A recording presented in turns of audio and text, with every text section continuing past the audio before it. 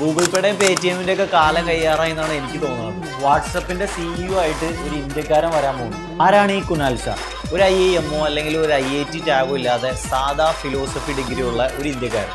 എന്തുകൊണ്ടാണ് ഈ പുള്ളിനെ വാട്സപ്പിന്റെ സിഇഒ ആയിട്ട് നിയമിക്കാൻ പോകുന്നത് നിങ്ങൾ ആലോചിച്ചിട്ടുണ്ട്? 2010 റീചാർജ് ചെയ്യാനുള്ള ഏറ്റവും നല്ല പ്ലാറ്റ്ഫോമായിരുന്നു ഫ്രീ ചാർജ്.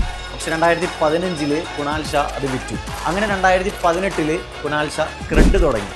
ക്രെഡ് പോലുള്ള ഒരു ഫിൻടെക് സ്റ്റാർട്ടപ്പിന് ഇന്ന് ഏകദേശം 4 ബില്യണോളം ഇൻവെസ്റ്റ്മെന്റ് ഉണ്ട്. അതിൽ 900 മില്യൺ ഇൻവെസ്റ്റ് ചെയ്തിരിക്കുന്നത് മെറ്റയാണ്. വാട്സപ്പിന്റെ മെയിനിലുള്ള ഉദ്ദേശം എന്താ? വാട്സപ്പിനെ നോർമലി ഒരു ചാറ്റിംഗ് ആപ്പ് മാത്രമാകാതെ ചാറ്റിങ്ങും പേയ്മെന്റും ഉള്ള ഒരു ഓൾ ഇൻ വൺ ആപ്പാക്കി മാറ്റുക.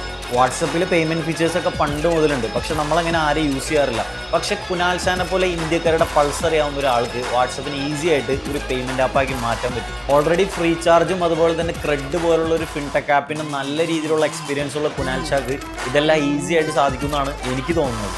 അപ്പോൾ നിങ്ങൾക്ക് എന്താ തോന്നണേ? ഇന്ത്യയിൽ കറന്റ് ഉള്ള UPI ആപ്പുകളായിട്ടുള്ള ഗൂഗിൾ പേക്കും പേടിഎമ്മിനൊക്കെ പണി കൊടുത്തുകൊണ്ട് വാട്സപ്പിന്റെ പേയ്മെന്റ് സിസ്റ്റം കയറി വരുമെന്ന് നിങ്ങൾ വിചാരിക്കുന്നുണ്ടോ?